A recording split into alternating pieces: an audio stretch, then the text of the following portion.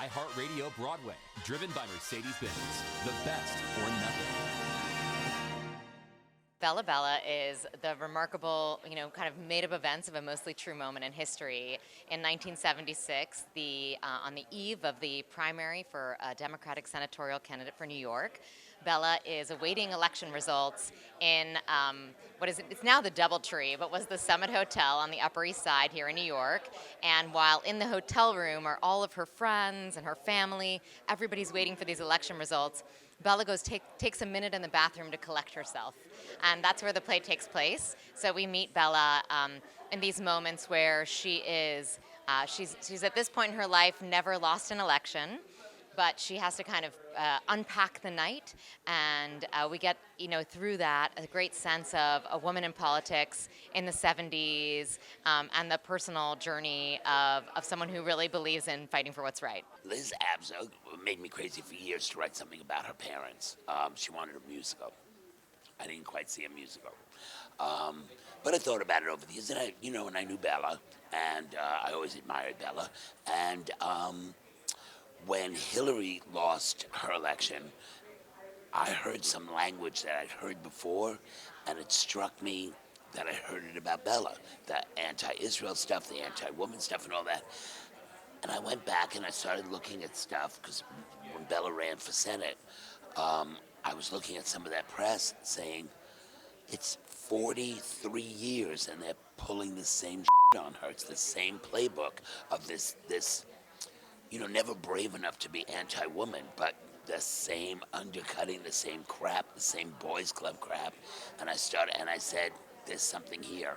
And I did more research and I did more reading, and I found the play. Bella was a very smart woman. She was very committed to her causes of civil rights and women's issues, but just basic justice. She was a congresswoman from New York, but she did so much more. She was an attorney starting in the 1940s. When she became an attorney, 2% of the bar was female. And she's a woman who didn't ever lay down on any sort of excuse. She just kept going forward and changing the world, and she did change the world. It's why people like Gloria Steinem, Lily Tomlin. I mean, the night that this takes place, in the other room from her were Carol Bellamy, who was president borough president, and Lily Tomlin and Shirley MacLaine and Gloria Steinem. They were all these are all friends that were hanging out in the other room. You don't have friends like that unless you're changing the world, and that's what Bella did.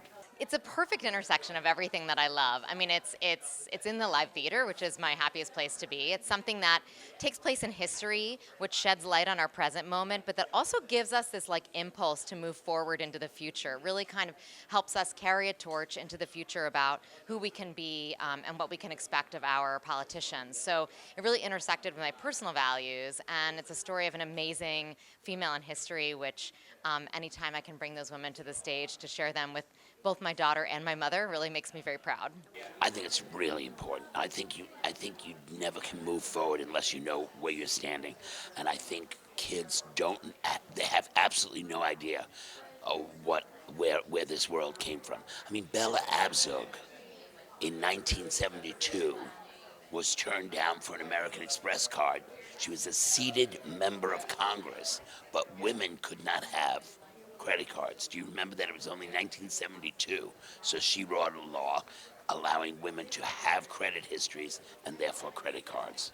She introduced a nationwide abortion rights bill that banned states from regulating abortion because she looked forward and she said, look at those people. They're claiming that the 14th Amendment grants citizenship to fetuses. These people are never going to leave Roe v. Wade alone. She wrote the first gay civil rights bill.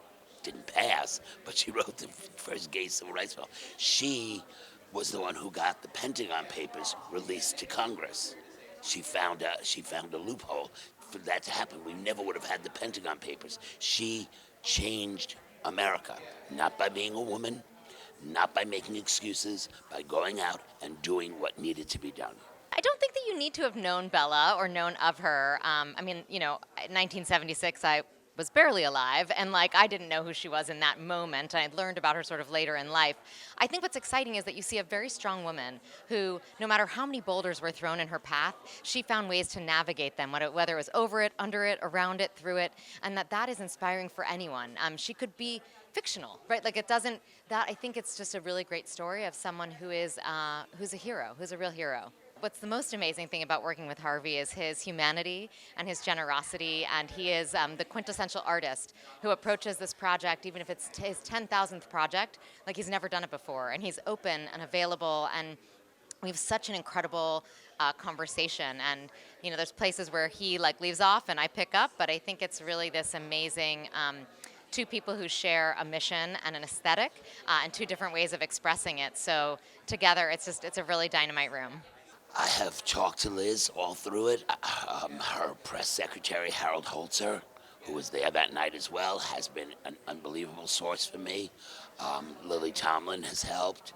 Gloria Steinem spent 3 hours in the rehearsal room with us. She's been a great source for me. Shirley MacLaine, who was also in the room that night, she's been a great source for me.